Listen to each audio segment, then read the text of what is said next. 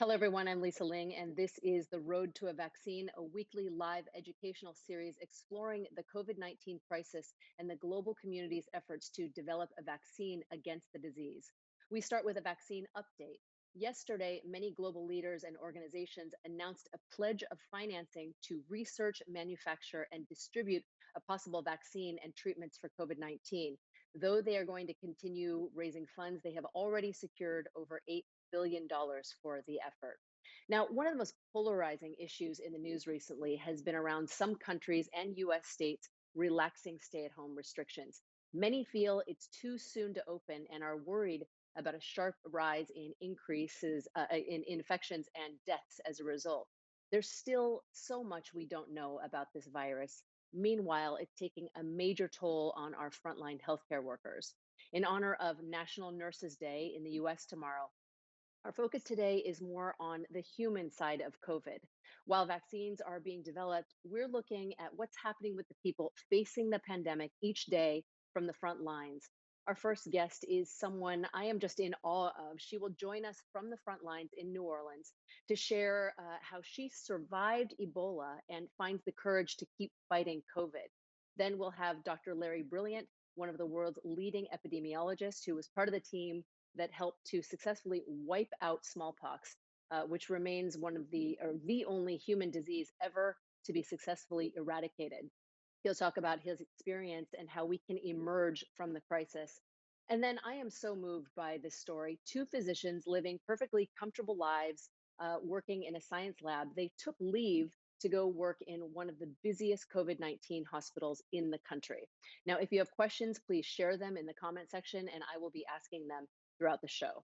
My first guest, as I mentioned earlier, has such an incredible story. Dr. Adora Akoli is an internal medicine resident physician in New Orleans. She's originally from Nigeria and contracted Ebola while treating patients in a Lagos hospital. Her story of survival and her dedication to preventing future epidemics is truly inspiring. Dr. Akoli, thank you so much for being with us. Now, COVID 19, as we said, is not the first pandemic you have experienced. You worked to fight Ebola and actually contracted the disease. Now, you've talked about feeling reborn after the experience. What did you learn from that experience, and how has it impacted your work during this current pandemic? Thank you so much, Lisa, for having me here today to be able to speak about my experience. Um, in 2014, I would say my life changed. I was a normal, medical officer in a private hospital in Lagos, Nigeria, when the Ebola outbreak, happened in West Africa and then came from Liberia to Nigeria. At the time, we were very unprepared for the outbreak. But I eventually contracted the disease while treating a Liberian patient who was in our private hospital in Lagos. After about 2 weeks in isolation, I was discharged.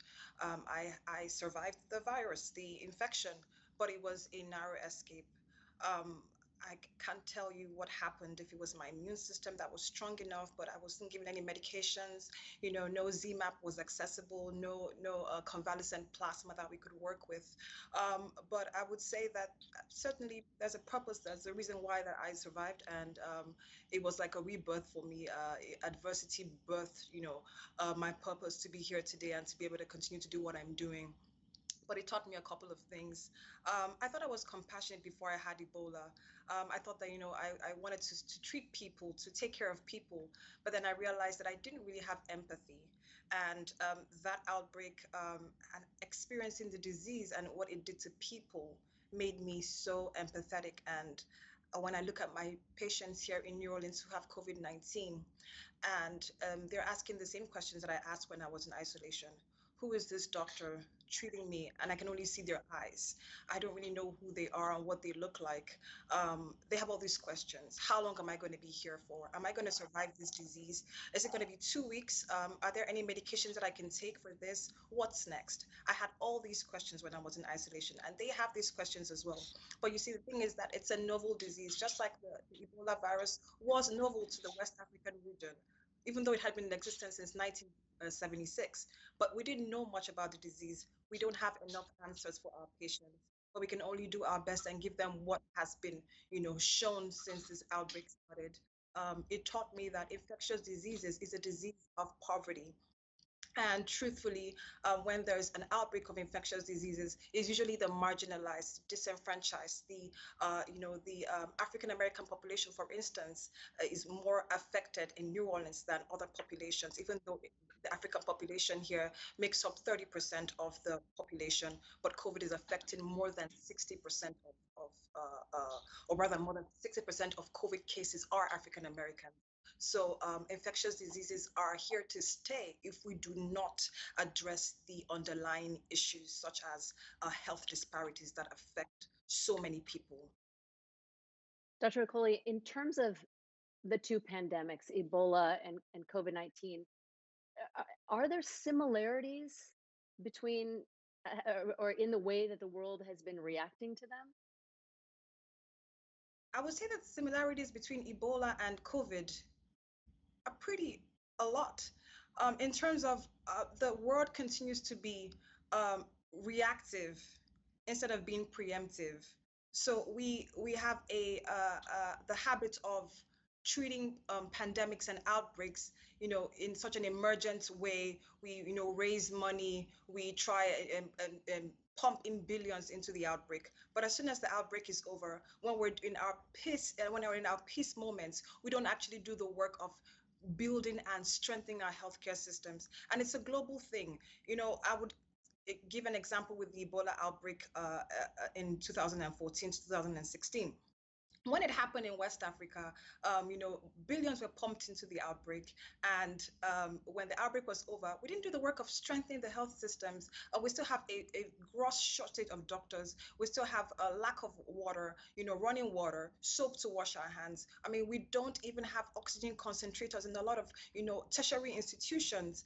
And we're talking about ventilators. The ventilators are, really the least of our issues right now.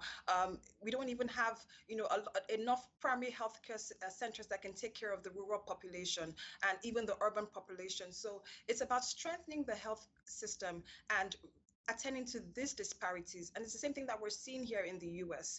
We're reactionary, we're not preemptive.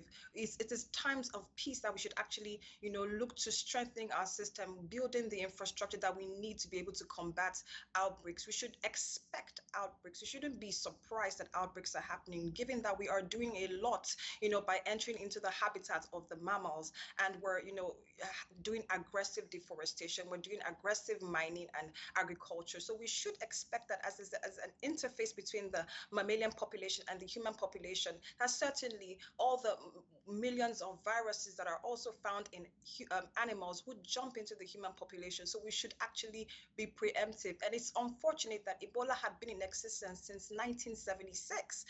And it's now that we're, talking about vaccines. It's been affecting populations for so many years. It wasn't the first outbreak ever of Ebola. It was actually a lot more. I mean, I think we've probably had almost 10 outbreaks in total, but it was when it affected the world, the way it affected the world, that we started to wake up to the realization that we needed to, actually work towards getting a vaccine for Ebola. And the monies that we spent in the Ebola outbreak was more than what it would actually need to build the systems. So it's something that I think that we should continue, we should start to look at as the world. We keep being reactionary instead of being preemptive. Yeah, I mean, it's still astounding to me how grossly unprepared the world has been to this pandemic. You are in New Orleans right now, a city that has just been battered over the years by a myriad of different things. Tell us about what is going on there now.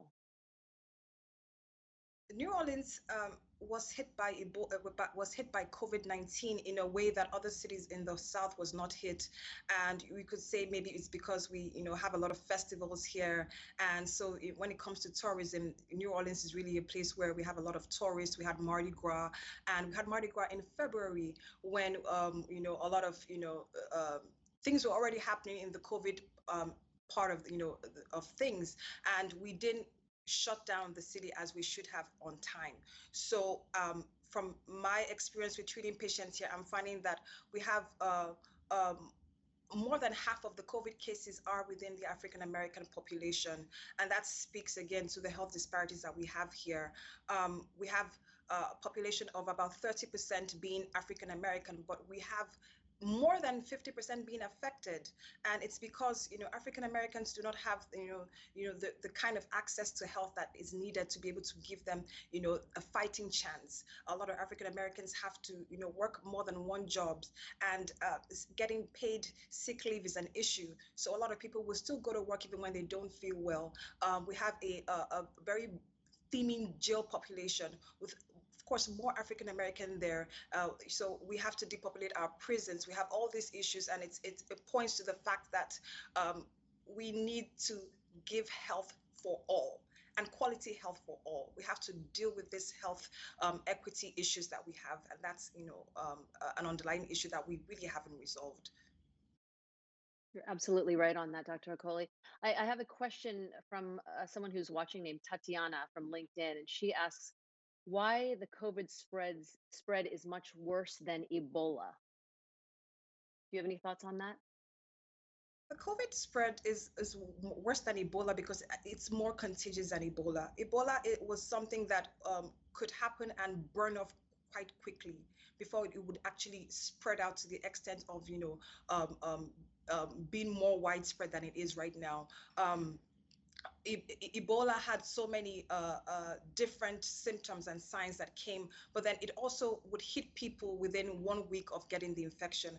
But COVID-19, you're finding that people actually get sick around, really, really sick around the 7 to 10 days of having the infection. So there's more time for people to actually walk around with a dry cough and fever, with the body aches and pains, and more time to actually mix with the population and spread the disease, especially when they are pre-symptomatic, as we are finding, which wasn't the case with Ebola. I mean, with Ebola, you would, still have the fever, and maybe within the first 2 days of having fever, you might not be able to spread the infection. But with COVID-19, before you even have symptoms of COVID-19, you are already spreading the infection, which is what makes it more contagious than Ebola.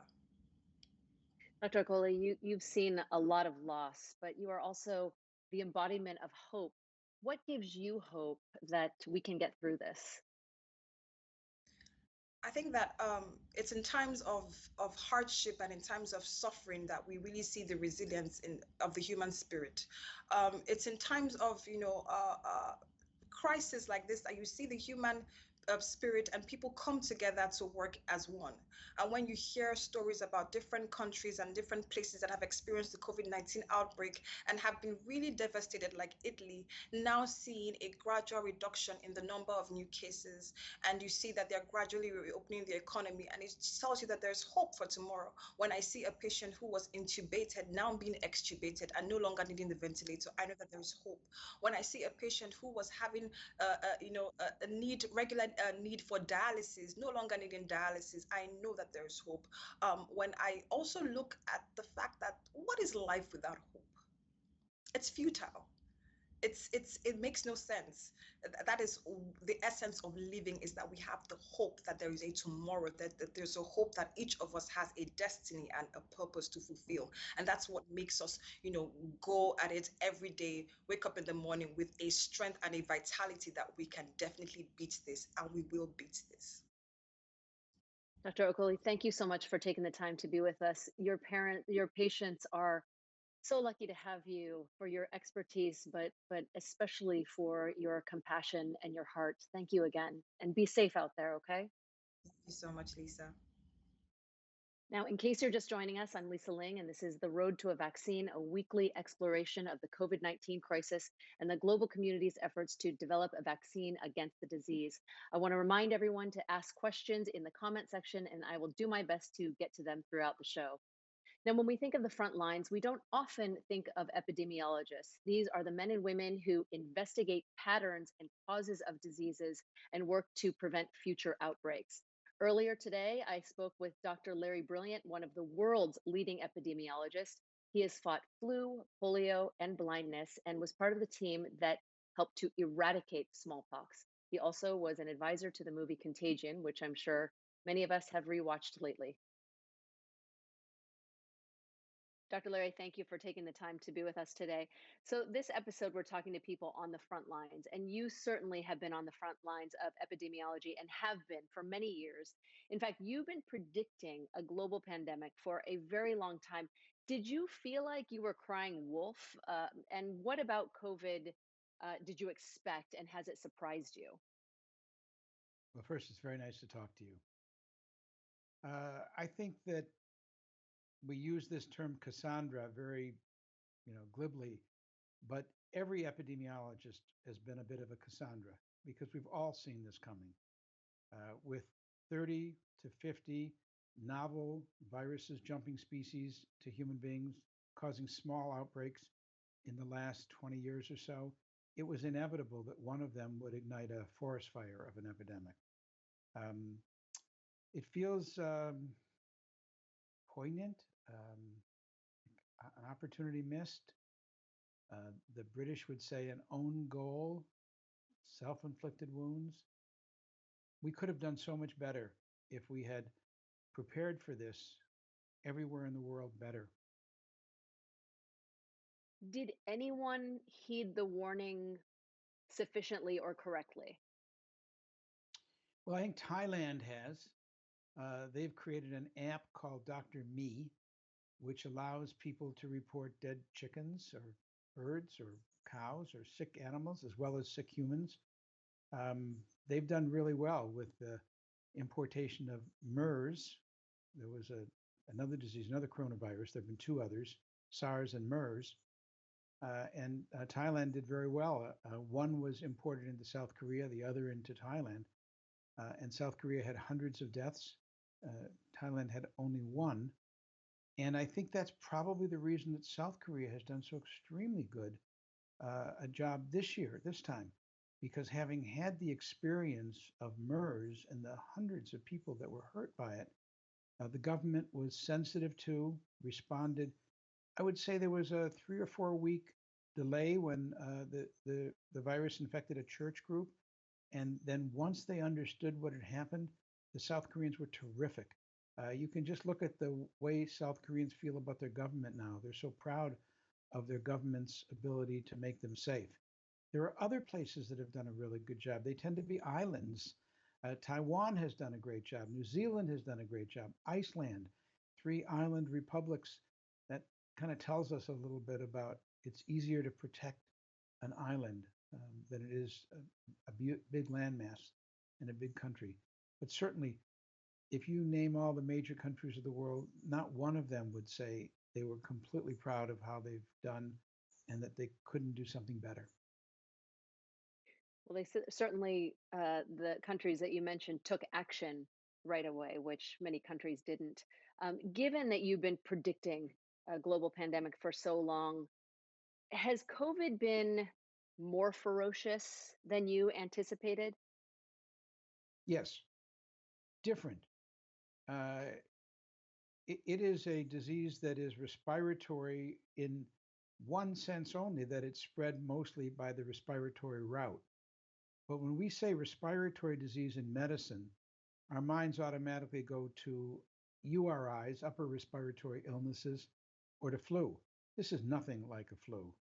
Um, this affects every cell in the body from nose to toes. Literally, it affects your sense of smell. You get COVID toes that look like frostbite occasionally, kidney disease, your liver is impaired, heart disease that often causes heart failure, the lung devastation is well documented, the loss of taste and smell, conjunctivitis, stroke.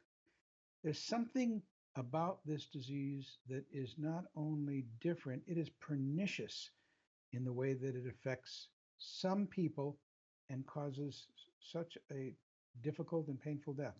Well, there has been a positive advancement this week. A new antiviral treatment has just received FDA approval to treat COVID 19. How significant a development is this, and does it make you feel like we can start to feel more comfortable getting back to normal because of this? There's an old Native American expression that you have two wolves in your head. Um, one is telling you to be greedy, and the other is telling you to be kind. And the old man asks is asked by the young men, which wolf will win? And they say, whichever wolf you feed. I can give you a wonderful method of remessidir. I mean, it is the first proof of concept that we have something that will stop this virus. But it's also a very weak proof. The, the study of its effect on deaths was um, too weak a study to show any discernible difference in a statistically significant way. And it only improved days in the hospital by 4 days. That after changing the goalposts of changing what it is they were trying to prove. So I can be aspirationally hopeful that it will play a major difference. I'm certainly practically thrilled that we have anything, but we've got a long way to go. This antiviral, as it is certainly not the answer. It's not the magic bullet. It's not going to make our world that much safer. We have a lot more work to do, but I'm thrilled that we've taken this baby step. Dr. Brilliant, the impact of this pandemic extends beyond those just with the disease. There are people who aren't able to get things like cancer treatment. They're not able to get access to the healthcare that they need. So, what has been the ripple effect on other aspects of the healthcare system, and what can we do about it? Can we start to normalize anything related to healthcare right now outside of COVID? Well, this is the reason for social distancing. If you don't have social distancing, you have such a rush of disease all at once, everywhere at the same time, that all the healthcare facilities are flooded with COVID patients, and there's no room anymore for the difficult pregnancy, for somebody getting chemotherapy, or somebody having a heart attack. By spacing the disease out, and not to think of them as mountain peaks, but to think of them as waves and wavelets coming onto the shore. By spacing those waves out, which is what we've done with social distancing successfully, that allows a space in which the demands on the healthcare system are not this overwhelming surge of cases of the pandemic. So we are able to treat more people than we would have been otherwise, but certainly not enough. The United States and most of the world has a supply chain, has a healthcare system without much surge capacity. And that's what leads to many of the deaths. Look at Germany, which does have a lot of surge capacity, and their death rate is so much lower. Their case rate may not be, but the consequences of getting sick in Germany are far less severe than they are in much of the rest of the world because they have a universal healthcare system, because they've overbuilt, they have surge capacity. I hope that's a lesson for us for the future. Dr. Brilliant, smallpox was one of the biggest pandemics of the 20th century. And as recently as 1967, the WHO estimated that it was still killing 2 million people a year.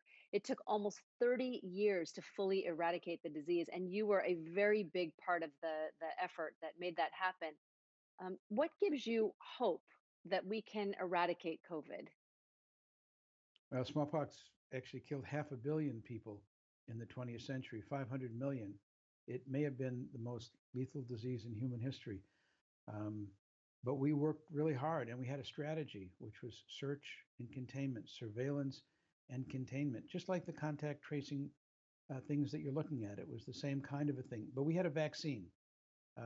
We could do many of those same things today if we replace the vaccine with quarantine. And I'm optimistic that we are increasingly able to do that.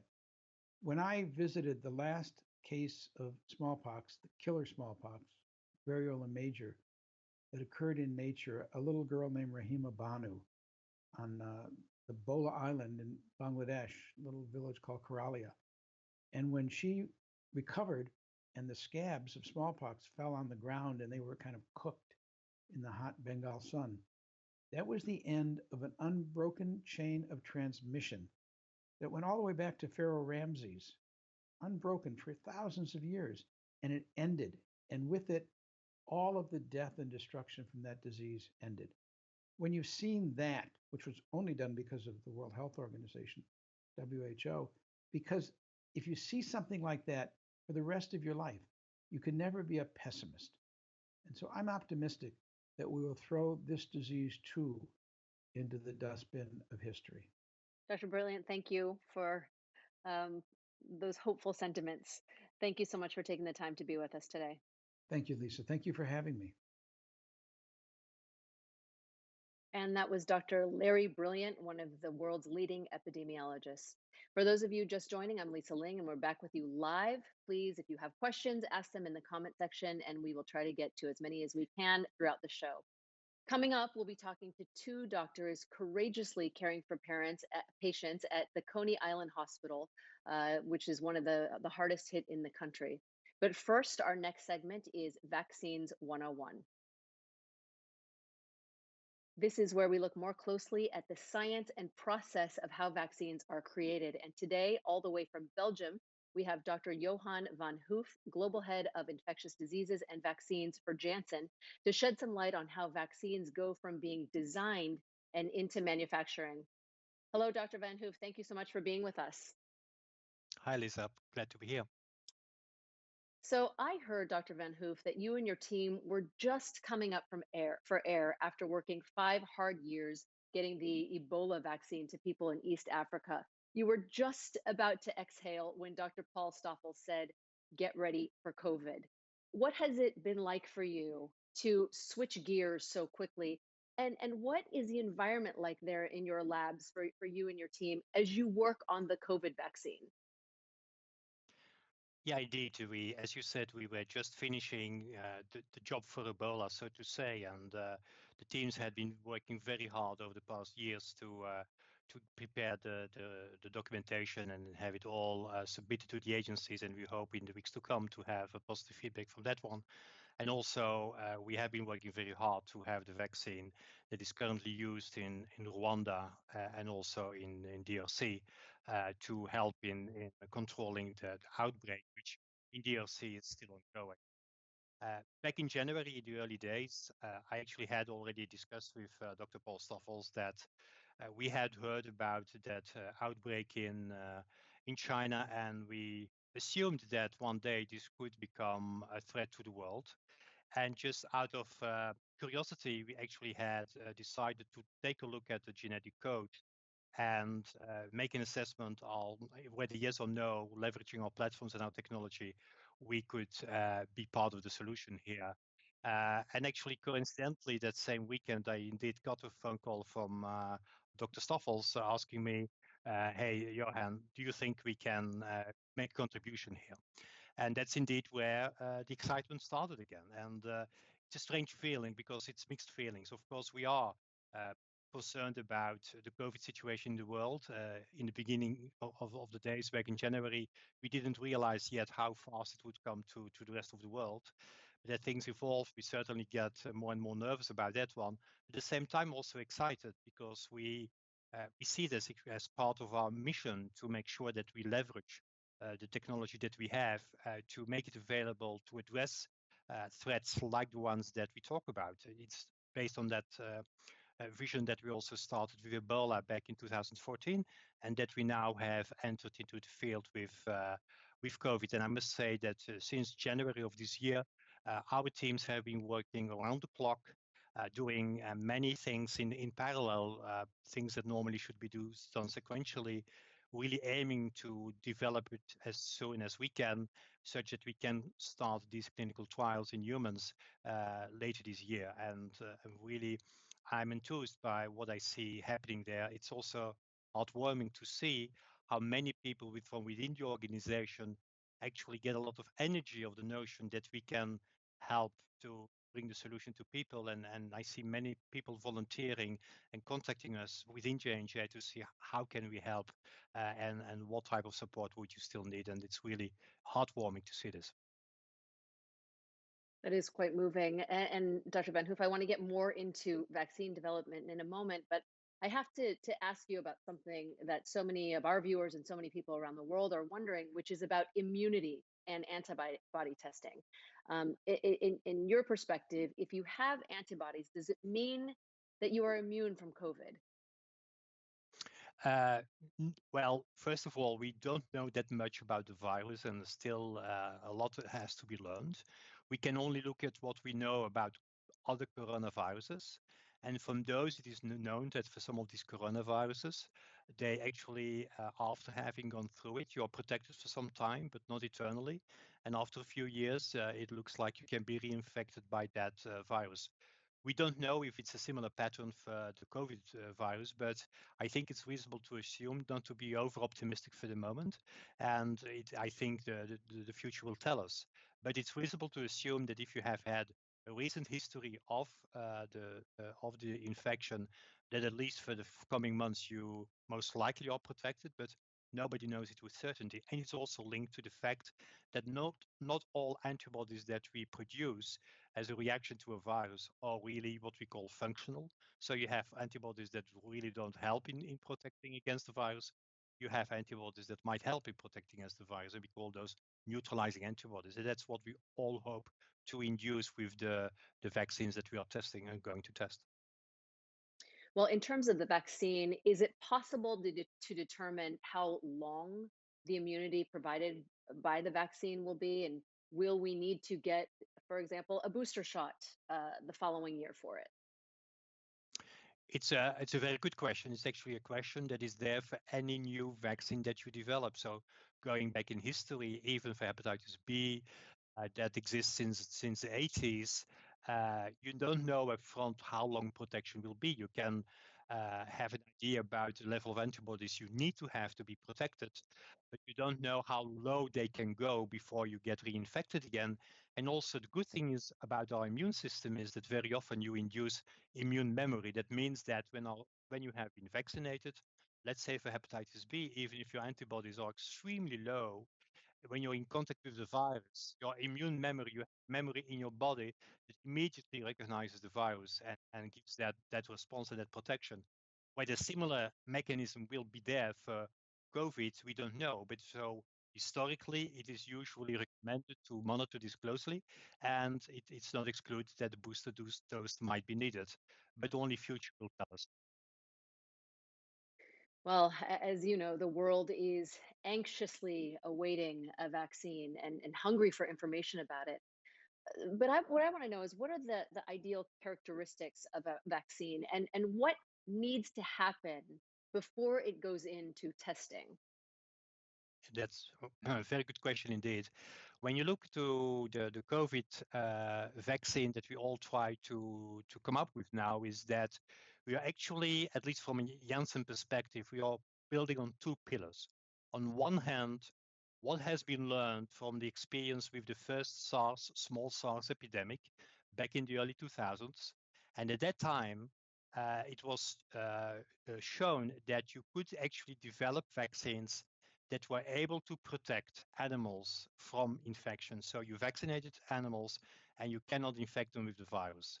Those vaccines actually worked to making sure that you have antibodies that target the specific part of the virus, the so-called spike protein. And the good news is that SARS-2 is very similar to SARS-1. So the COVID virus is very similar to the very first SARS virus. We know it used the same way to enter into the cells of the human lung.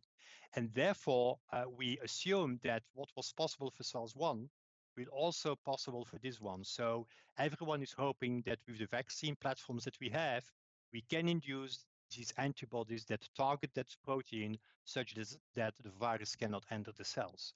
That's the first very important piece of knowledge we have.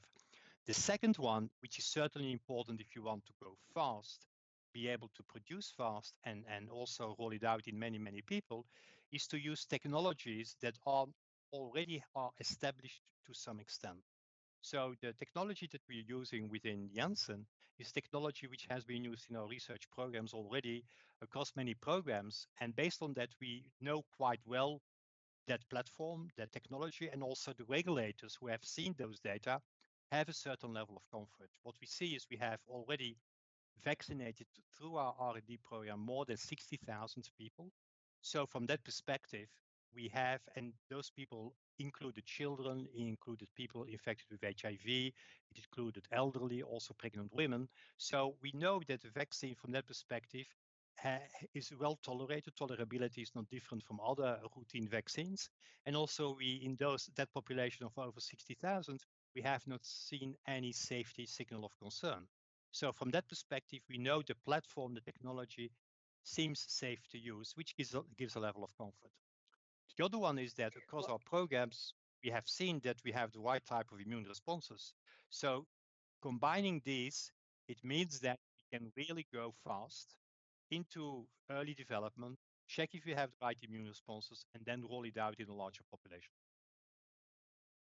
Dr. Van Hoof, we have a viewer from jnj.com who's asking, how do you plan to scale the number of vaccine units needed globally to achieve herd immunity? That's a very good question, and it's actually a global effort, and we have to realize that the demand for vaccine will be enormous. So we sincerely hope that more than one vaccine developer will be successful. From our perspective, we have already a manufacturing plant that is upscaled in the Netherlands, which has two large bioreactors, and thanks to the technology we use, the yields that come out of those bioreactors are very high, so we can actually produce on an annual base more than 300 million doses theoretically out of that plant. We actually have announced last week that we now plan doing tech transfer. It means the manufacturing process, transferring it to other manufacturing plants in the world. And the first has already been announced last week, which we will do in the US with a local contracting manufacturing organization there. And we have decided to invest already at risk in building up that production such that towards the end of the year, we can really ramp up that production. Dr. Van Hoof, thank you so much for taking the time to be with us and also for your dedication, especially after coming off 5 years of developing a vaccine for Ebola. Thank you so much. You're welcome. My next Thank guests you. are two doctors who gave up their comfortable lives and decided to volunteer together at one of the one U.S. hospital's most or busiest hospitals with COVID cases. They are Dr. Ed Kufner and Dr. Caleb Hernandez. Welcome, doctors. Now, you two have Thank you been so much. working together in labs and hospitals now, but you both decided to take time away from your day jobs to volunteer at Coney Island Hospital. How did you find yourselves volunteering together, and how has it been having a colleague to share these experiences with? Dr. Hernandez? Well, it was something where I have JPALs here at Johnson and Johnson. So our company is part of Johnson and Johnson J Labs, and we were assigned some mentors. And I was having a communication about beating COVID with some of these mentors, and I let them know that I was interested in helping. And one of the mentors said, Ed, your mentor is actually also helping out in Brooklyn. So I had already started the process of volunteering and getting credentialed, and I contacted Ed, and he said, "I'd love to have you over here." How it happened. I think Dr. Hernandez, we're having some issues with your audio. Dr. Kufner, are you still there? Are you hearing me okay? I am. So I feel like Caleb and I were almost destined to work together in the emergency department. As he said, we started working together in my role as the chief medical officer for consumer for J&J, and his role at J Labs with his company Certidose, trying to decrease medication errors, an area of interest of both of us. And as we started working together, we're both emergency physicians. We realized that we had shared some common friends and started to think about it. Well, I did my training in emergency medicine in New York City, as did Caleb. I went out to work in Colorado and worked in the emergency department, as did Caleb. I have a few more gray hairs than Caleb. I was there a little bit before him. And so I really thought, all right, it would be great to work with him. He's such a fantastic, innovative guy. He's so compassionate. And when it came about that we could work together, I remember saying to people, man, I bet he's an awesome ER doc. And man, he is unbelievable. So it's been so fun to work with him and have a partner who you knew prior to getting into the emergency department, and we had developed that trust. And so, in a really crazy situation, that's been a ray of hope for both of us. Doctors, how have your families felt about this? I mean, there have been many doctors and healthcare workers the world over who have perished as a result of this virus. How do they feel about you putting your day jobs on hold and walking into the fire, so to speak? Dr. Hernandez? Well, my mom's really brave, and when she was younger, she was a risk taker as well. You know, she if she believed in something, she would go do it, and she's been to a lot of dangerous places. So, my mom's all for it, and I'll let Dr. Kuffner go on what he says. Sure. I think for How'd your all the families take it? healthcare workers, I think for all the healthcare workers on the front lines, without the support of your family and friends, there's no way that you could do it. And so I know my wife Heather was a little bit nervous about it, but she knows me. She knows I'm an emergency physician. She knows I really felt it was my duty to go up and help out in New York City. She knows I obviously we met in New York City, my wife and I. I went to medical school in Brooklyn, did my residency in New York, as I said. And for me personally, I felt like I had an obligation to give back to the people of New York City who helped me develop my medical skills both in medical school and during residency. And so I'm very appreciative of her support and the support of my family because that really allowed me to go and really focus on the patients. Let's talk about your experiences on the front line, and also about the community in Brooklyn because it has been very hard hit by COVID. How did the hospital work to handle the influx of cases? And can you describe the environment when it was at its most severe? Dr. Kupner? Sure. I arrived a little bit before the lead up to the surge. About 40% of the attendings in the emergency department, including some of the residents, were actually out sick with COVID. They were starting to see a very large increases in volume and increases in acuity. And I give my friend, who was the chairman of the emergency department, Dr. Mark Kinshu, and the hospital administration at Coney Island a lot of credit because they had the foresight to think we're going to need to accommodate increased volumes. And so they actually put a tent up in the parking lot. And when I first got there, the tent was just going up, and they essentially tasked me with saying, "All right, let's figure out how we're going to get this tent up and running." And so, in the first couple of days, I was there on my hands and knees with masking tape on the floor, figuring out how are we going to develop this out into some different pods? How are we going to work the flow in the emergency department? What type of equipment were we going to need? And a lot of those things that you may say are these little details, in the end, they really made all the difference. And so once we got the tent up and running, we were able to take walk-in patients, patients from ambulances who weren't as sick as the ones that needed to be in the main ER, and they transfer patients over to us from the main ER. We had volunteers from all over the US, nurses and doctors and nurse practitioners and PAs who came to help out. And that whole group came together as a team. And as we referred to the tent, we referred to it as our house. And I'm really proud of the care that that entire team delivered to those patients under extremely difficult circumstances. And there's so much ugliness about the disease, but those stories are exemplifications of really the best in humanity. Dr. Hernandez, I know a lot of people are wondering now, are things getting better, or do you believe the worst is yet to come at your hospital? Have you seen things improving? Yeah, so I could definitely tell you that the social distancing and also the stay-at-home orders have worked.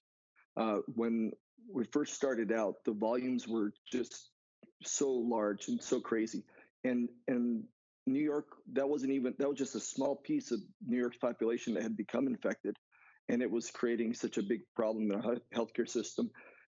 But within 4 weeks, it was almost as if somebody had just flipped the switch. Next thing you know, these insane volumes, 400% of what you would expect an ER to handle, went down to a more manageable amount. Now, it's still very busy, and these were still mostly COVID patients, but you can only imagine how bad it would be. Um, I think there's also just something that even though the volumes coming into the ER went down, because the disease lasts so long in the body, we still have ICUs that are just packed and people that are fighting for their lives there. And I think that system's still at capacity. The CDC has just issued a warning because many states are beginning to relax restrictions that there could be imminently up to 200,000 cases a day. What do you think about that? And will you still continue to go back to treat patients if those numbers start to escalate again? Dr. Kuffner? Sure. So I think we all need to really respect this virus. I think we've been living with it for a number of months. We've seen the surge in New York City. None of us as healthcare workers ever want to experience what we experienced in New York City during that surge. When I talk to people, I don't think they realize how unpredictable this virus is. And let me tell you a story. There was a police officer came into the tent while we were there, and this guy was, 6'3", strapping, fit guy. And he came in on a stretcher, and I said to him, well, you think you can walk about, 10 feet, 10 yards over to a cot? And he said, sure he can. And he starts to walk, and about halfway there, he's struggling. I'm thinking, I'm going to need to hold this guy up. On a normal day, this guy could pick me up over his head and twirl me around. He stayed with us in the tent for about 3 days. He's one of those patients you really connected with and you got to know. Eventually got transferred back into the hospital to be admitted. And about a week later, I started thinking about him and said, I really wonder what happened to him. And he was in his late 30s. And so I decided to call him up on his cell phone. I looked him up in the medical record system and gave him a call. And I'll tell you, as that cell phone was ringing, my palms were sweaty, and I was actually worried because I didn't know whether this young, healthy guy actually was going to survive or not. And I'll tell you, I was so relieved when I heard his voice on that phone. And I don't mean to be dramatic, but at the end of the day, when you're working in the emergency department and you see people your age or younger, some of them who have no medical problems, who come in and some have died, and others will be left with debilitating complications of the heart attacks, the strokes, the blood clots that they get in their lungs. What I would say to people is, listen, we really, as a society, need to continue to hang together. We need to make sure that we maintain the social distancing. We need to make sure that we're maintaining those good personal hygiene measures because this virus is going to be with us for months and maybe years to come. And it's up to us. The onus on us is to protect others in society and protect those healthcare workers who are on the front lines every day. Drs. Kuffner and Dr. Hernandez, thank you so much for your extraordinary sacrifices and for taking the time to be with us today. And to all healthcare workers the world over, thank you. Next week, we'll be meeting some incredible nurses who are saving lives every day. Please keep submitting your questions at jnj.com/road to a vaccine, and we'll be answering more on Tuesday of next week on another live episode. I'll leave you with this very special international tribute now. Thank you to our guests for being here and to everyone for watching. I'm from Canada. I am a nurse that works in the ICU. I'm a nursing assistant in Newcastle. I am an infectious disease fellow. And I am an emergency room registered nurse in British Columbia, Canada. I'm currently working on one of the COVID wards. One of the most uplifting things during this challenging time is the patients' faces when we can connect with loved ones and relatives all around the world using video call. Hearing the sound of cold joy from our PA system, which signifies that the patient with COVID-19 has recovered and is already on their way home to their families. What kind of gives me hope during this time is probably my sense of community in my city. I honestly cannot do my job if it were not for my family, friends, and my community. A discharged patient who's recently tested positive and who's recovered from the coronavirus, we're all stand and clap for them because they've been through such a horrible time. They survived, and the love and affection they get when they leave and they see the family is absolutely amazing. I just want to say a big thank you to all healthcare professionals around the globe working hard during this pandemic. We cannot thank everyone enough for their generous support and donations. It was really, really heartwarming to know that there are a lot of people who care about the people who are essential workers. Signs of appreciation like cookies. It's really, really nice to know that.